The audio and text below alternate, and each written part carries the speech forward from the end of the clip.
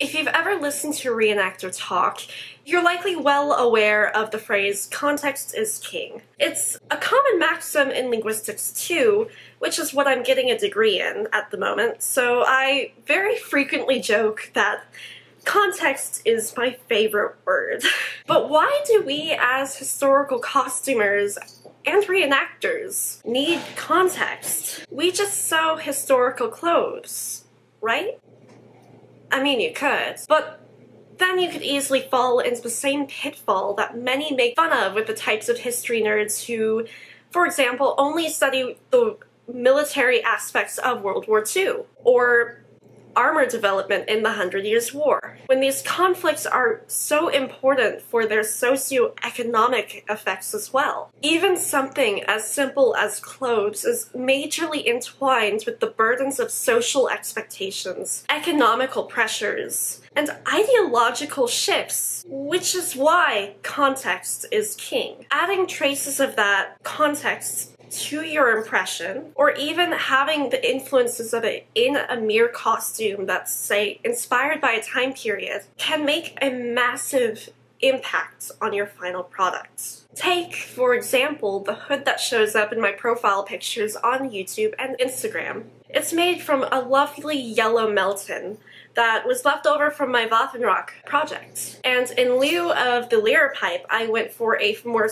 Phrygian-style background based off of a couple of hoods from the Luttrell Psalter. However, when I started making it, I heard concerns from fellow reenactors and Scadians that I could be mistaken as a working woman, which, at least for my 14th century impressions, is not the goal. So I began to research. I know not everyone knows how to research, and oftentimes real-life jobs and commitments get in the way. I'm here to share my method, which works for someone who has 2 jobs and is also a full-time student. As I shift my videos from talking about the projects to more talking about the social context, that is why I choose the specific projects I'm doing, it's especially important to me to find ways to have more good research to put into my video scripts, without spending an entire summer reading on travel clothing like I did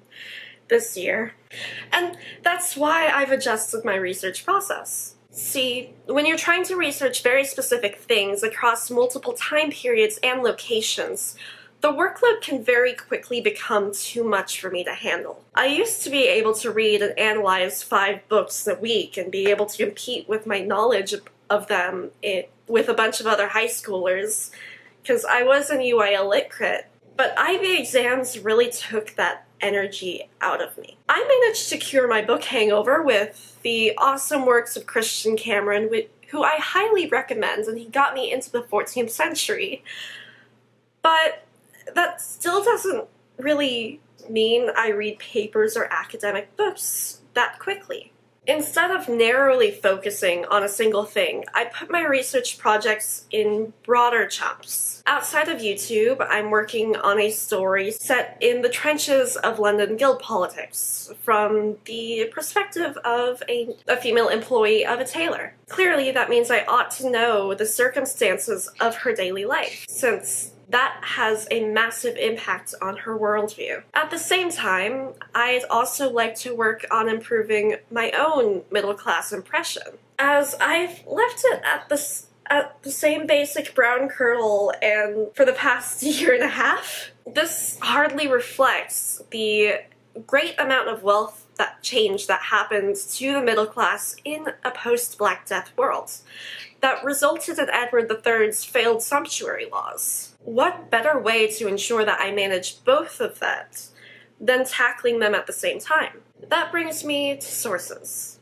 The most valuable lessons I learned from my high school history teacher is how to pick my sources. And it was also the difference between primary, secondary, and tertiary sources.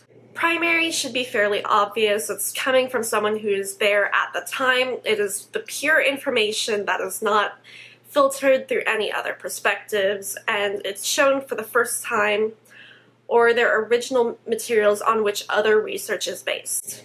They display original thinking, report on new discoveries, or share fresh information. I've got a number of books that are legitimately just collections of letters, and a book that got me excited by having the second half of it just showing the actual guild records, or documents that the book referenced for its analysis. Theses and research-based scholarly articles can also count, and these are like the ideal sources, at least in my opinion. Secondary sources, meanwhile, analyze or restate primary sources. Oftentimes, they try to summarize or explain these sources. Finally, there are tertiary sources, which just index, abstract, and compile other types of sources. It's very important to vary what sources you pull from, especially considering bias in each one, and try to gather information from different perspectives. One thing I used to do for school was do an annotated bibliography for all of my sources, even the primary ones, which put me into a habit of considering who's writing this and why. For this hood question, I of course dug into my primary sources, the sumptuary laws in question. When you're looking into something specific, it's generally really easy to know what you're looking for, and what sources to look for. Thus, I found the ordinances of the London City Administration. In 1351, the mayor, sheriffs, and aldermen of London created a sumptuary law that decreed that prostitutes should go openly with a hood of cloth of ray, that so all folks, natives and strangers, may have knowledge of what rank they hold. This doesn't necessarily mean that the law was followed, though. A general hack for checking which sumptuary laws are followed and which were broken are seeing which ones end up being restated later and later. But it answered my question. It confirmed what I was worried about, that this was a generalization that came from somewhere else. And it became a sort of Scadianism or reenactorism, at least among my social circles. But let's get back to my current process, because what do you do when you don't have a specific question that you're looking at? I like to start with my books. I've begun to gather quite a collection of history books, especially over the past year, and it only really seems to continue growing.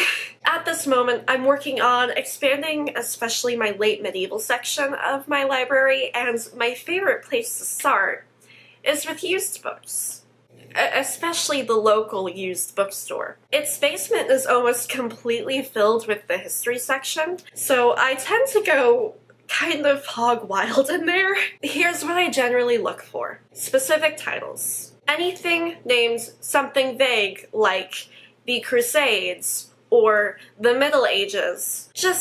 I can tell early on that it's going to be too vague for my interests at this point. I'm generally drawn to books of letters, discussions of daily life, and occasionally books about wars that I haven't heard about before. A good example of this is I didn't know what the War of Britain Succession was until I started reading about the combat of the 30. With books in hand, I always check the introduction and the bibliographies, because that will give me a good general idea of what I'm getting into. Especially because if a book doesn't cite its sources, I don't really want it. I want to be able to double-check the resources that I'm pulling from and seeing if they're somewhat reliable. With a certified mountain of books in hand, because I have little to no self-control in this store, I will admit it, I get reading. My goal is an hour of historical reading every night, and I like to take notes as I go. These all go in the same place with page numbers and citations, and I like to call this my external brain. Essentially, it's a commonplace book. And I kept running into this problem where I would get talking about a historical detail or historical subject, and I'd want to provide my sources so that I both keep myself reliable and show a good example to my friends. This This whole process of sharing your research is very important to me. It's not only why I make videos, but it's a lot of what we do in the Popula Urbanum server. We'll hop into a voice call and look at sources or talk about theories that we have based off of what we've been reading, and talk about the latest projects that we have, and having that outside voice that might disagree with you helps you to create a stronger argument for whatever theories we might have. The downside of this is, at the end of the night, especially before I started this commonplace book, half of my bookshelf would be on my bed. Which is fine to me, because I'm not sharing a bed with anyone else. But Pounce did not appreciate having her spot being overtaken by books. So this little notebook has sections for time periods, and the notes are color coordinated based off of what general topic they fit into, which makes it easier to find them.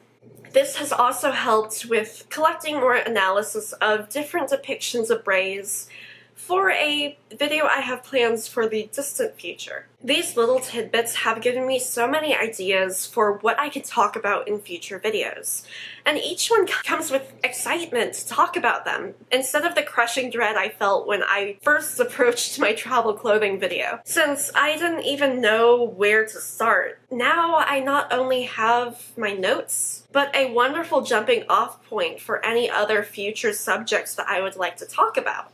For example, I found a tidbit about music being considered a cure for poison in the Middle Ages, and I thought that was really interesting. It also has a great example how the play, much like our modern one, gave the workers the ability to push for better wages and rights. I hope all of this helps you with whatever future research that you have. Thank you for watching, and I hope you enjoyed getting a little look into how I do my own research. Especially with my very busy schedule, I have had 12-hour days at university because I have to go to work and then to classes and then back to work. Leave a like and subscribe for more discussions into history and reenactments. And if you'd like to see what I'm working on in real time, check out my Twitter and my Instagram, where you can find me at Sterling Seamstress. If you'd like to fund my terrible addiction to wool and history books, drop a few bucks into my Ko-fi at Faith Sterling. Let me know how you do your own research in the comments, or if you even do any. I'll see you next time.